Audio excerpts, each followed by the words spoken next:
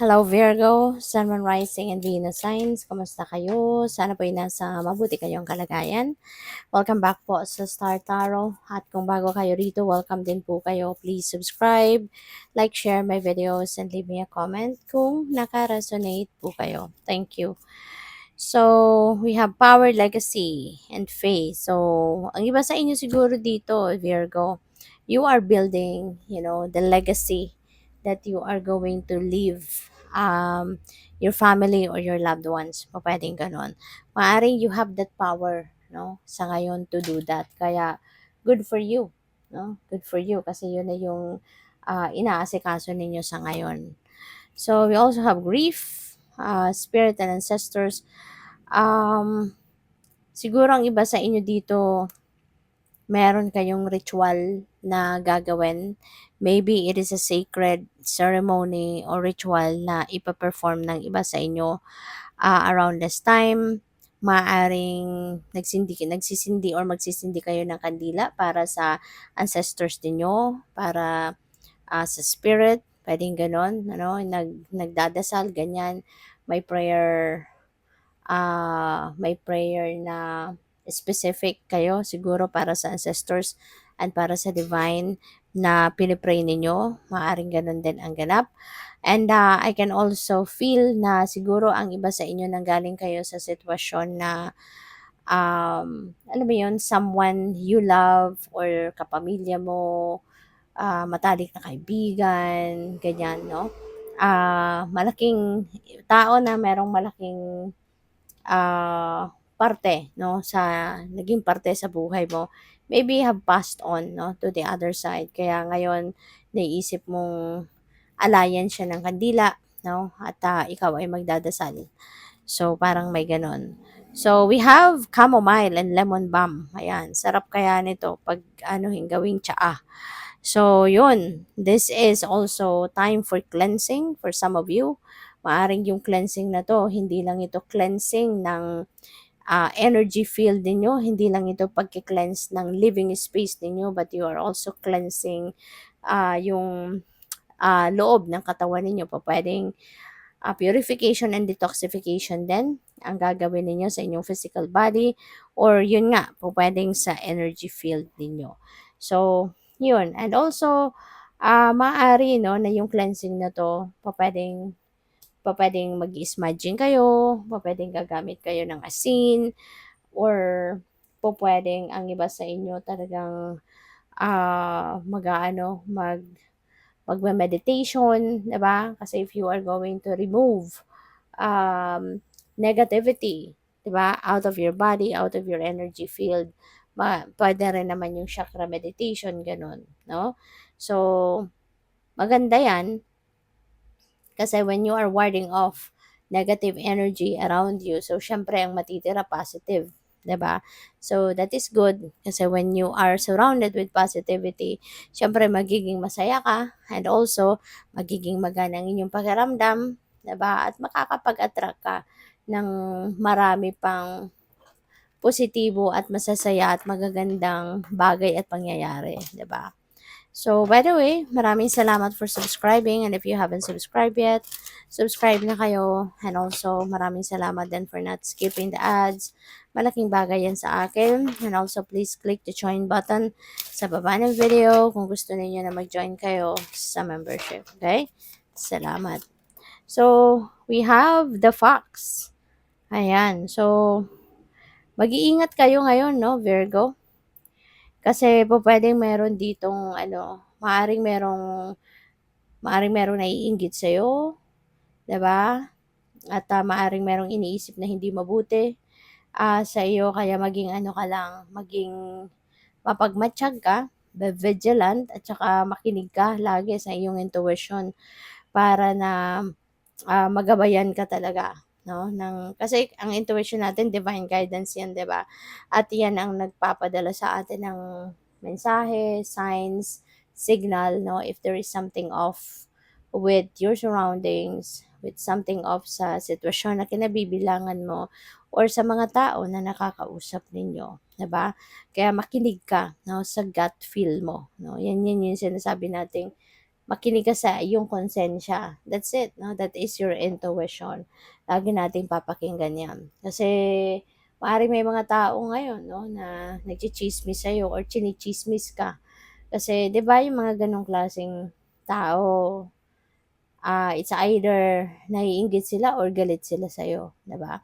Pero minsan, meron din mga tao na kahit wala ka namang ginagawang masama sa kanila, wala ka namang sinasabing masama against them, pero 'di ba, may taong galit pa rin sa'yo kahit hindi mo naman inaano, 'di ba? Kaya maaaring may mga gano'ng ganap, 'no? Wala ka namang pakialam sa kanila pero ikaw yung subject ng kanilang tsismis, 'di ba? Wala silang ibang nakikita siguro kundi ikaw or talagang ikaw lang yung buhay mo lang, nangyayari sa buhay mo, yun ang binabantayan nila, 'no. So, maaaring may mga gano'ng klaseng tao sa paligid mo. So, we have the woman and it could be a woman, 'no? It could be a female person, 'no, yung nangingialam sa buhay mo, nangingialam sa buhay ng may buhay. So, yun. So, it feels like to me na ganyan ang sitwasyon. Kaya ingat ka, ano? Ingat ka na lang sa mga taong nginingitian mo, sa mga taong nakakausap mo, 'di ba? And always remember na hindi lahat ng nakangiti sa'yo ay loyal sa'yo or sincere sa'yo, 'di ba? Or totoo sa'yo. Kaya okay lang, hanggang ngiti lang, pero never trust those people around you. Kasi lalong-lalo na kung ramdam mo na there's something off with that person, ay nako, red flag na yan, Virgo. So, tingnan natin kung ano pa ang ganap.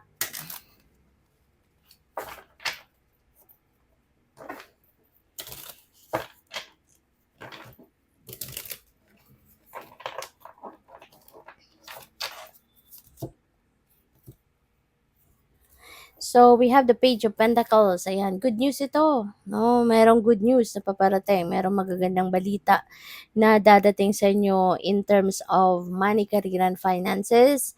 O pwede rin merong mga sale of property dito na maaring mafa-finalize na sa ngayon, magpipirmahan na, magbabayaran na, pwedeng ganun ang ganap.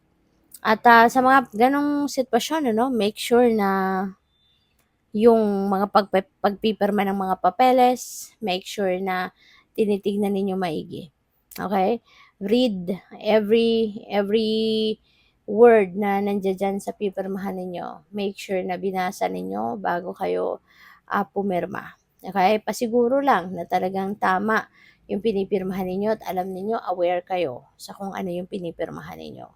At saka, this is good news, no? Regarding money or regarding opportunity na pwedeng pagkakitaan. So, o pwedeng sobrang may excite kayo rito, no? Kasi this is something na talagang pwedeng, pangarap nyo yan. Di ba?